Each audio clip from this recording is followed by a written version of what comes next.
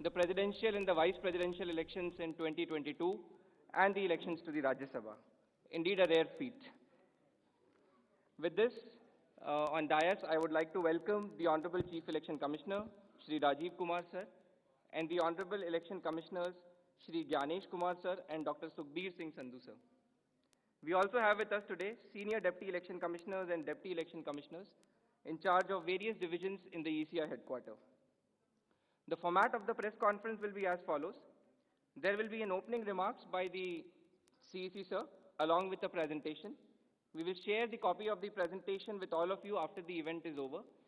This event is also being live streamed and the presentation slides along with the updates will be shared live on our social media platforms.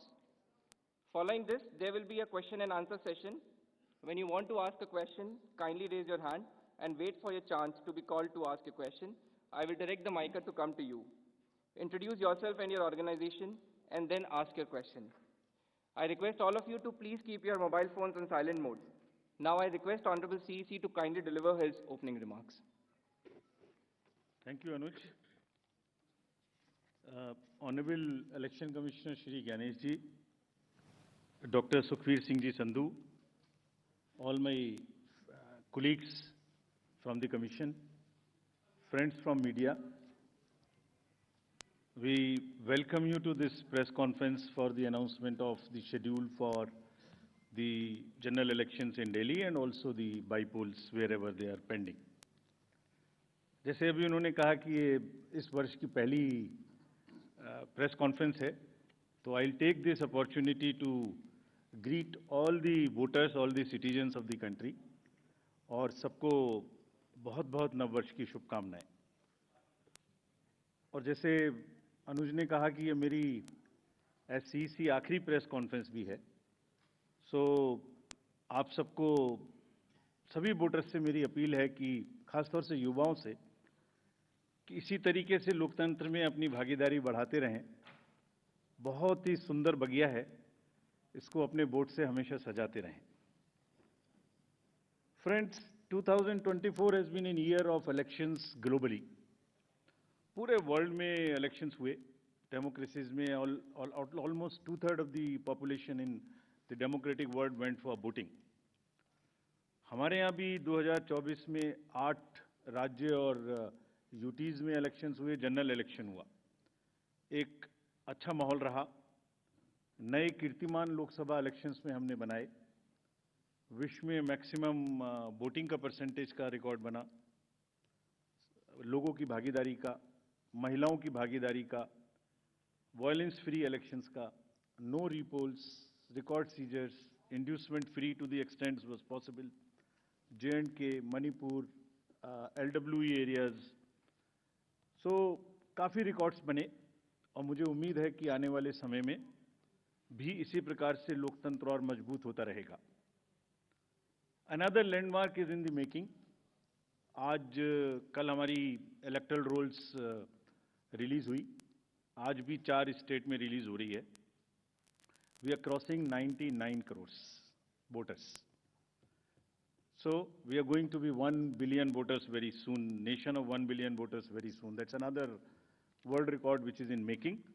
But with this SSR, after the declaration by the state of UP, Rajasthan, Punjab and Bihar, which will be declaring their SSR results today, will be crossing 99 crores, first time. महिलाओं की संख्या भी 48 करोड़ से ऊपर पहुंचने जा रही है इस SSR में, which is a very strong indicator and a sense of empowerment for the women of the country. Friends, नए साल में पहली बारी दिल्ली की है और दिल्ली की अपनी एक विरासत है। एक पूरा देश यहाँ रिप्रेजेंट होता है। I mean, you can see the entire country in Delhi. मतलब एक विविधता का बिल्कुल एक जागृत नज़ारा देखने को मिलता है। दिल्ली में किसी भी जगह में चले जाइए, हर कल्चर, हर जगह के लोग आपको यहाँ मिलते हैं। सो रिस्पॉन्सिबिलिटी भी दिल्लीइट्स की बढ़ जाती है and we are sure Delhi will this time vote in larger numbers. और जिसको अगर कह सकें तो दिल्ली दिल से वोट करेगी, ऐसा हमें उम्मीद है। फ्रेंड्स, इन सभी उपलब्धियों के बीच I'm coming to a little serious serious issues. And I'll take some time before I come to the Delhi specific issues.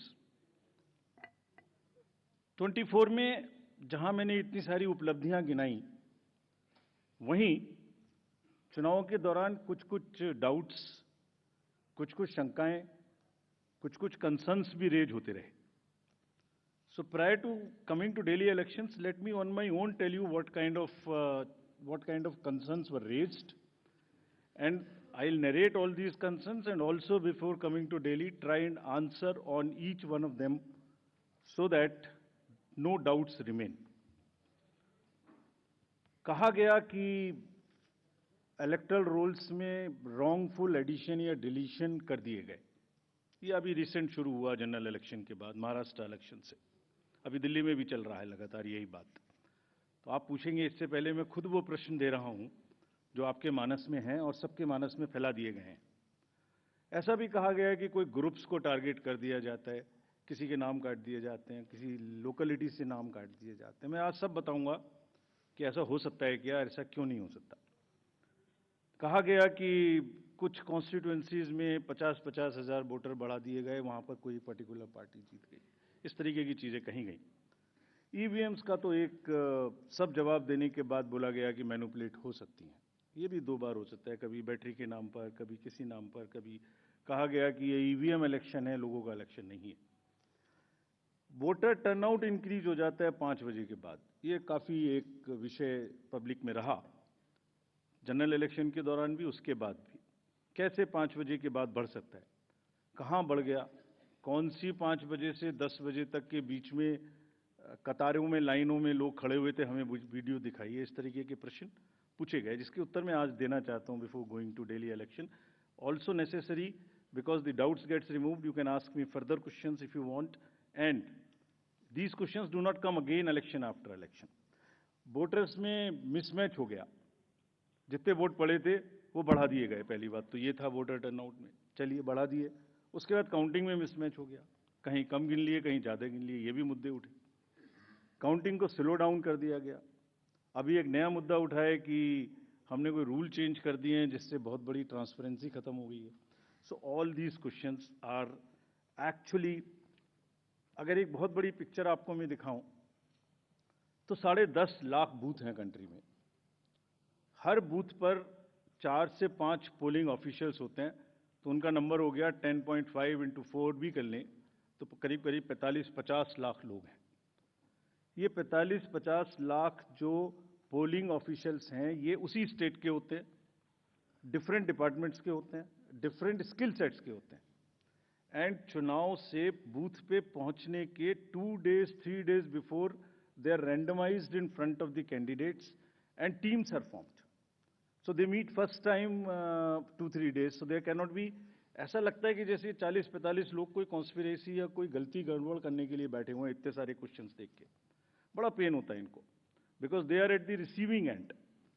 So I will explain how this is not possible, or what is the answer to this. I'll attempt answers to all these questions, and it is our duty. Actually, right to question is inbuilt in democracy. It's an inherent right. We respect this. We respect this right. We feel that question करना और उसका जवाब देना हमारी जिम्मेदारी है. तो आज इन सभी सवालों की पूरी इज्जत रखते हुए हम इनका जवाब देंगे 1 by 1. और अगर इसको मैं कुछ शायराना अंदाज में कह सकता तो ऐसे कहता, सब सवाल अहमियत रखते हैं, जवाब तो बनता है. सब सवाल अहमियत रखते हैं, जवाब तो बनता है. आदतन कलम बंद जवाब देते रहे, आज रूबरू भी बनता है. क्या पता कल हम हो ना हो, आज जवाब तो बनता है. आज जवाब तो बनता है. तो friends, before giving you answer, एक पूरी पिक्चर दिखाता हूं आपको. ये स्लाइड देखिए और इसको अपने मानस में थोड़ा बसाइए. अभी अनुज ने कहा कि पिछले 2020 से 30 स्टेट्स के इलेक्शन हुए हैं. 15 स्टेट्स में different parties are the biggest parties. This is the beauty of Indian elections and the democracy. आप देखिए 2020 से स्टेट बाय स्टेट हमने दिखाया, this we are putting on social media. जैसे मैं आपसे बात कर रहा हूं तो आपके ग्रुप में ही आ जाएगा, slide by slide it is being transmitted. 20, 21, 22, 23, 24 हर जगह में different parties are coming to, are getting maximum seats. This is one reflection how fair, how deep rooted the fairness of the Indian elections are. The Indian voter is extremely aware, conscious, he understands everything. तो वही जवाब देता है। But anyway, जो प्रश्न पूछे गए उनका जवाब मुझे देना चाहिए, मैं देता हूं उनका जवाब आपको। एक जवाब देने से पहले अगर ये बात मैं कहूं कि ये पूरी पिक्चर अगर किसी को दिखा दो, तो सारी पार्टीज को पता है कि वो जहां उनको वो भी हर जगह में जीते हैं। हर इलेक्शन के बाद एक परिणाम से रिलेटेड, परिणाम के बेसिस पे प्रक्रिया का आकलन नहीं हो सकता। परिणाम अपना निश्चिंत है। फिर से जो पार्टी सब जानती हैं कि वो भी जीतती हैं, अगर उसको भी शायराना अंदाज में कहा जाता तो कैसे कहते, ये मैं कहने की कोशिश फिर से करता हूं। वो जानते हैं, वो जीत चुके हैं, उन्हें पता है। कर ना सकें इकरार तो कोई बात नहीं, मेरी वफा का उनको एतबार तो है। शिकायत भले ही उनकी मजबूरी हो, मगर सुनना, सहना, सुलझाना हमारी आदत तो है। Friends, with this I will come to the electoral roll. अभी भी इलेक्टोरल रोल के बारे में कहानी चल रही है। देखिए, आपको एक करीब 70 स्टेप्स ऐसे हैं। इलेक्टोरल रोल, उसके बाद चुनावी प्रक्रिया, EVMs, polling station, form 17C, counting, जिसमें पॉलिटिकल पार्टीज और कैंडिडेट्स कॉन्टिन्यूसली हमारे साथ रहते हैं। डिस्क्लोजर्स की जो मैं बात कहता हूं वो आज मैं आपको दिखा रहा हूं कैसे। अगर जब भी इलेक्टोरल रोल बनता है, रेगुलर मीटिंग्स होती हैं, फॉर्म 6 के बिना हो नहीं सकता।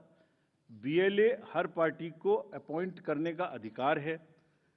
जो भी क्लेम्स एंड ऑब्जेक्शंस आते हैं वो हाथ की हाथ हर पॉलिटिकल पार्टी के साथ में शेयर किए जाते हैं। वेबसाइट पे ड्राफ्ट डाला जाता है। पोलिंग स्टेशन के रेशनलाइजेशन में कंसल्ट किया जाता है। कोई डिलीशन हो ही नहीं सकता जब तक उसके पीछे फॉर्म 7 ना हो। यहां तक कि अगर किसी की डेथ हो गई है, उसका भी डेथ सर्टिफिकेट हम अपने रिकॉर्ड में लगा के बीएलओ के माध्यम से रखते हैं। अगर किसी का डिलीशन इसके अतिरिक्त होना है शिफ्टिंग में, उसको नोटिस देते हैं, वेबसाइट पे डालते हैं, क्लेम्स एंड ऑब्जेक्शंस का टाइम देते हैं। हमने मेहनत करके इस पूरी प्रक्रिया का एक चार्ट बनाया, मैं आपको दिखाना चाहता हूं वो चार्ट। नेक्स्ट देखिए, राइट साइड में आप देखेंगे October. So this is necessary for the nation to know. और दुनिया में और हिंदुस्तान में दूसरी कोई प्रक्रिया ऐसी नहीं है जिसमें हर साल आपके आइडेंटिटी का या आपके वोटर का किसी चीज का एनुअल वेरिफिकेशन होता हो। अक्टूबर हर साल 1 जनवरी को एलिजिबल डेट मानकर एक सर्वे किया जाता है जिसको अक्टूबर में प्रारंभ होता है। ड्राफ्ट रोल की copy free of cost 2 copy her political party को दी जाती है। कहा जाता है ये ड्राफ्ट रोल है, अब जो नए लोग वोटर बनना चाहते हैं डिलीट होंगे, उसकी प्रक्रिया चलेगी। हर स्टेज पे हम आपको खबर करेंगे। हर स्टेज पे कोई भी ऑब्जेक्शन हो तो हमें बताइए। Please allow your appoint your BLA, let him go. हर विलेज में, हर पोलिंग स्टेशन पर।